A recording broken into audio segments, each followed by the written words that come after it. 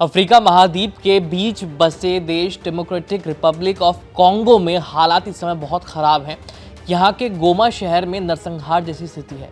शहर और इसके आसपास के इलाकों में एक हफ्ते के अंदर कम से कम 773 लोग मारे जा चुके हैं। कुछ लापता हैं, कुछ गंभीर रूप से घायल हैं, जिसके चलते मरने वालों की संख्या और बढ़ने की आशंका है। और इस नरसंहार की वजह है सेना और विद्रोहियों के बीच चल रही खूनी संघर्ष। ये संघर्ष क्यों चल रहा है और कॉन्गो में हालात इस समय कैसे हैं, आज हम इसी के बारे में बात करेंगे। नमस्ते, मेरा नाम है आयुष और आप देख रहे हैं एबीपी लाइव वर्ल्ड।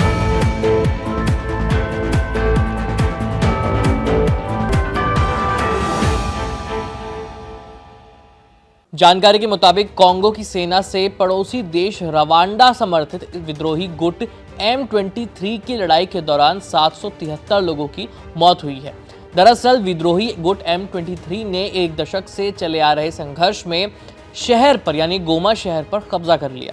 कॉन्गो के स्वास्थ्य मंत्रालय ने 1 फरवरी को बताया कि M23 विद्रोहियों के इस सप्ताह के हमले के बाद 30 जनवरी तक 773 शव मिले हैं। WHO ने भी एक्स पर कॉन्गो में कुछ इसी तरह के हालातों के बारे में जानकारी दी है। कॉन्गो के स्वास्थ्य मंत्रालय ने कहा है कि 26 जनवरी से 30 जनवरी के बीच 2880 लोग घायल हुए हैं। गोमा कॉन्गो के पूर्वी हिस्से का सबसे बड़ा शहर है और उत्तरी किवू प्रांत की राजधानी भी है। ये शहर सोने, कोल्टन और टिन की खदानों के लिए जाना जाता है।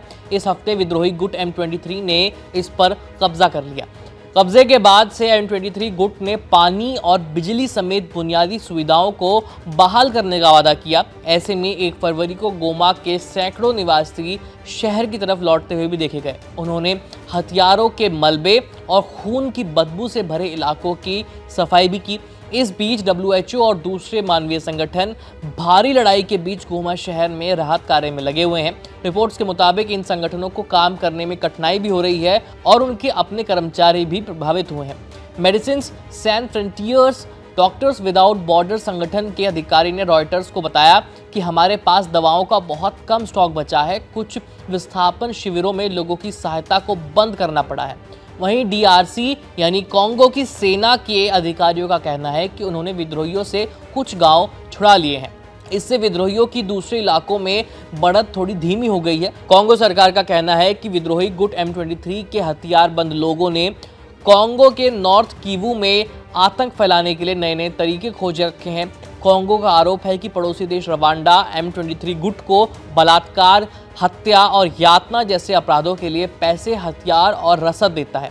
रिपोर्ट्स बताती हैं कि M23 को रवांडा के लगभग 4000 सैनिकों का समर्थन हासिल है। पिछले 10 साल से ज़्यादा समय से चल रहे इस खूनी संघर्ष के पीछे की वजह है एक समझौता।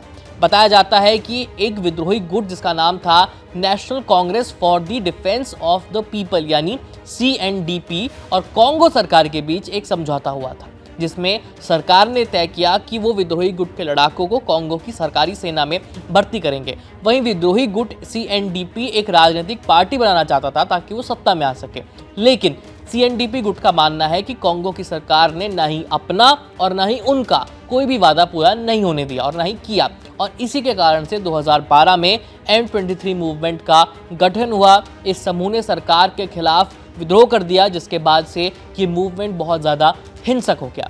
इस खबर में इतना ही। देश और दुनिया की तमाम खबरों के लिए देखते रहिए एबीपी लाइव। मेरा नाम है आयुष। धन्यवाद।